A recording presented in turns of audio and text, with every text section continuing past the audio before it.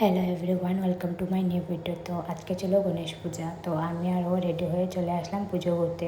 তোমরা হয়তো বলতে পারো গণেশ পূজা তো অনেক দিন আগে চলে গেছে, কিন্তু আমি ভিডিওটা আপলোড করতে একটু লেট হয়ে গেছে, তোমরা একটু দেখে নিও। তো প্রথমে গিয়েছিলাম নক্ষত্র গ্রুপ।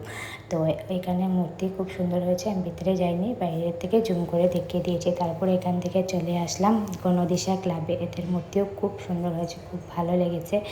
তো এখানে ভক্তি দিয়ে আমরা চলে আসলাম প্রচণ্ড রোড চৌবনি ক্লাবে। ওদেরও লাইটিং খুব ভালো হয়েছে আর মূর্তিও খুব সুন্দর হয়েছে। এবার পুজোর সব মূর্তিও সুন্দর হয়েছে, গণেশ মূর্তি খুব ভালো লেগেছে।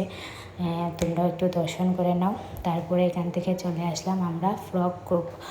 তাও ওদের এই 10 বছর কমপ্লিট হয়েছে, তার জন্য এবার দুটো মূর্তি হয়েছে। একটা প্রত্যেকবার যেখানে হয় এখানে একটা পুজো আর একটা ভিতরে হয়েছে।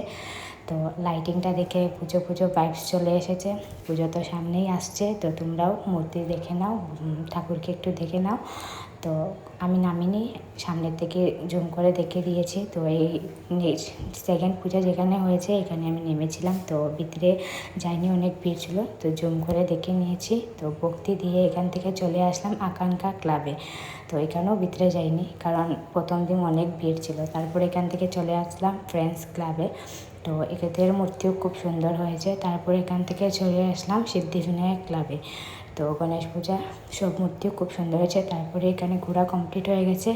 তো এরপরে এসে পড়লাম আমরা রেস্টুরেন্ট শর্মা রেস্টুরেন্টে এসেছিলাম। তারপরে এখানে চিকেন বিরিয়ানি আর শাহী পনির অ্যান্ড ফিশ ভাজি নিয়েছিলাম। বাই।